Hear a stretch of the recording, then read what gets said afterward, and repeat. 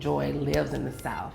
That's the Atlanta that everyone in the world comes down to see, to get a little hotness, to get a little Southern hospitality and a little Southern cooking.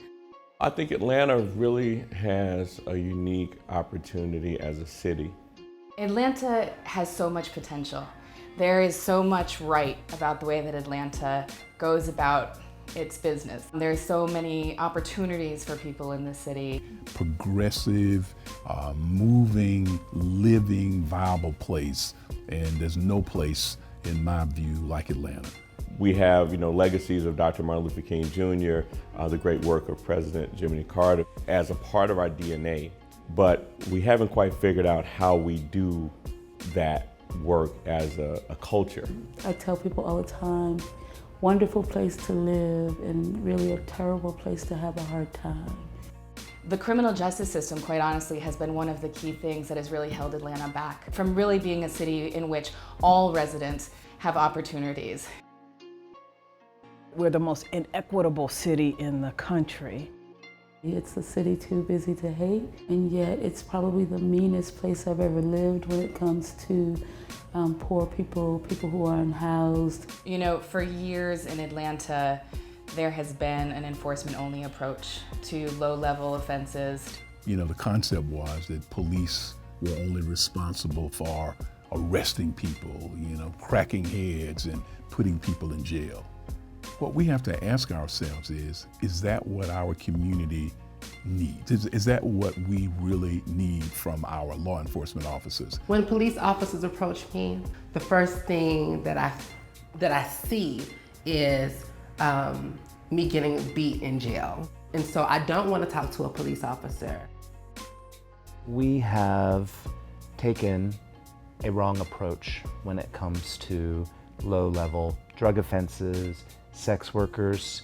We have criminalized behaviors, and it doesn't just impact the individual, it impacts our entire community. What we know is that 1 in 12 people living in Georgia are under some form of correctional control. That means in jail, in prison, on probation or parole. In our community, our worst problem is our recidivism problem.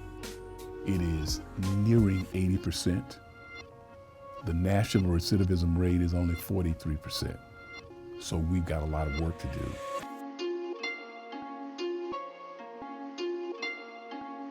You are not the crime, you're not the act, you're a person who chose to do that for other reasons, and let's deal with those reasons, put you back on track and lead you back, and afford you the opportunity to lead yourself back and for community to support you in a different path. People are not criminals who are addicted. The addiction drives criminal behavior. People are not criminals who are mentally ill, but sometimes their mental illness will drive criminal behavior. People are not criminals who are poor, but sometimes poverty drives criminal behavior. And so I think that pre-arrest diversion focuses on solutions. Pre-arrest diversion is a common sense solution with a big impact.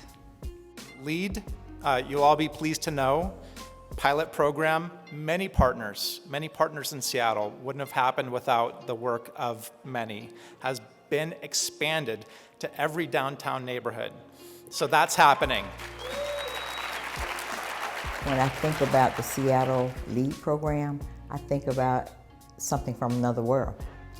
It's a new way of policing that I never seen before. So we met a couple of the polices, and we met one in particular that said, I used to love locking up people. That was my thing.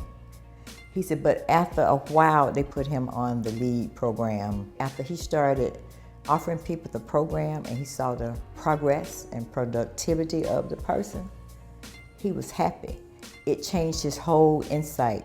What's been incredible to see is the levels of impact that the program has had. They have experienced almost 60% reduction in recidivism among program participants. When the word began to spread in the street that this wasn't a hoax, this was a real program, and people were really getting help in it.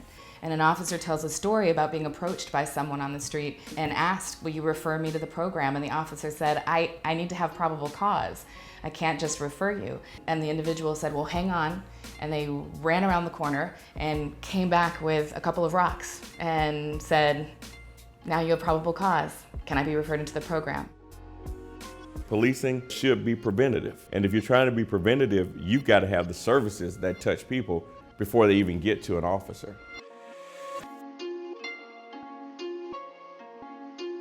So what does pre-arrest diversion look like? On the street, it could look like an officer in a neighborhood down in Midtown or in the Old Fourth Ward seeing a person and knowing that they have probable cause to make an arrest. And that officer has a number of options at that moment, and what pre-arrest diversion does is give them the choice to offer referral into the program.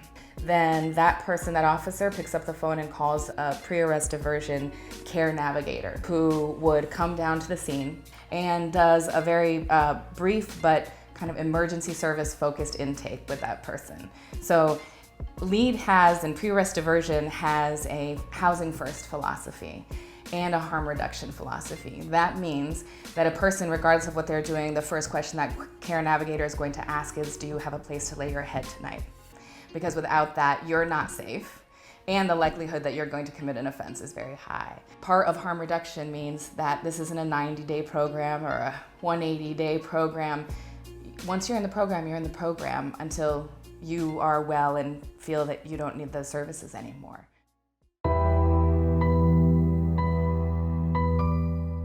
Oh man, I'm so happy the pre-arrest diversion program is in effect.